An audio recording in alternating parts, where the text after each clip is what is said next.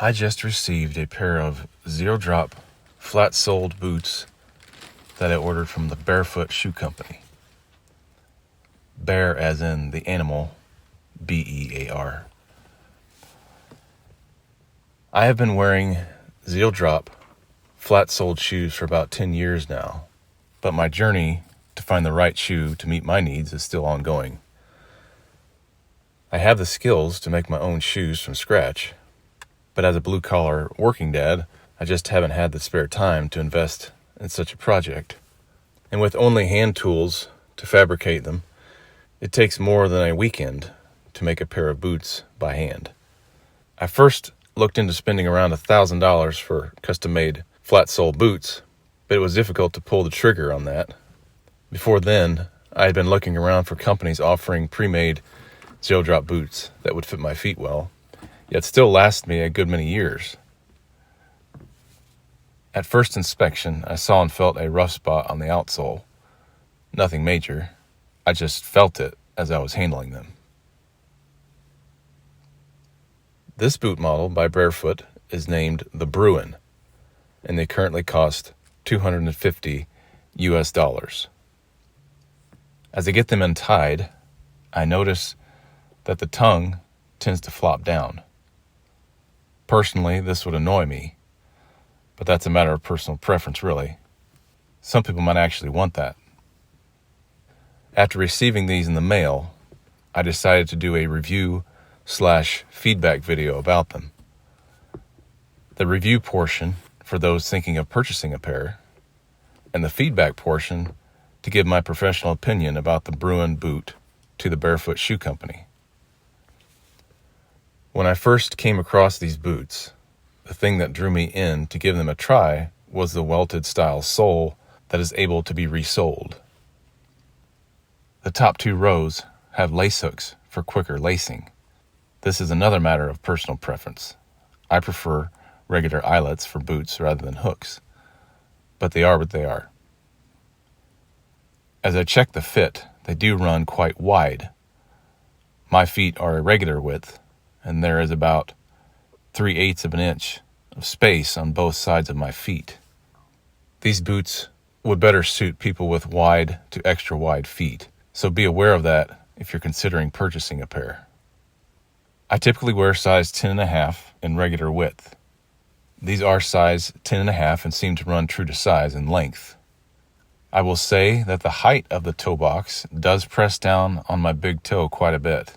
It's not terrible, but over time, the leather will likely break in and conform to the toes. Now to touch on a few of the design elements. They have a bit of chunkiness on these seams here. The sensation it creates on my feet is sort of a bunchy feeling. These chunky seams don't distribute well over the top surface of my foot. I can definitely feel two distinct points of pressure there.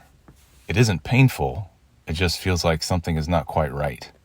I don't want to be conscious of my feet while working, and this is enough to divert my focus off of my work and onto foot discomfort. Here again, these are designed for wider feet than mine, so as I snug them up, they tend to bunch up more on my feet, and that bunchiness might just be hitting my feet in a more tender spot. I like how the cutout at the back gives more freedom of movement when flexing the foot downward.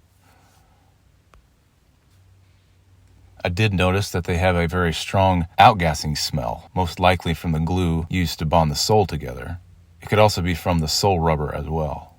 Be aware of this if you are sensitive to the smell of solvents.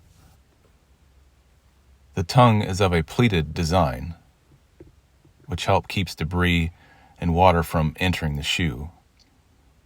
However, this pleated tongue is oddly different from most that I'm familiar with. The laces pass through the tongue pleats, rather than the tongue pleats being stitched to the eye stay. For example, I have a pair of Otts boots that I modified, which have a pleated tongue.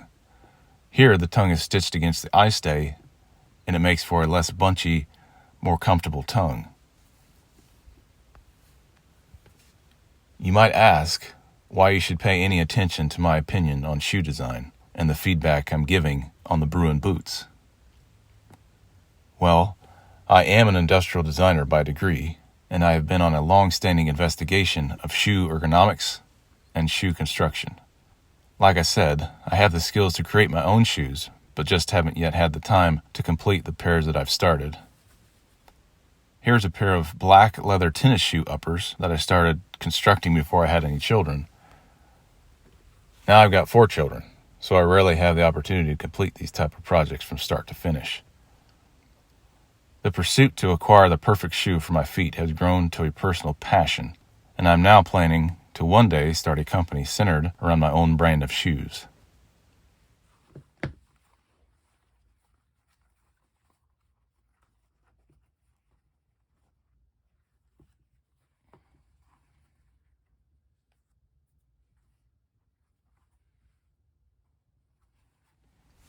Here's a pair of Clarks that I resoled with a leather sole.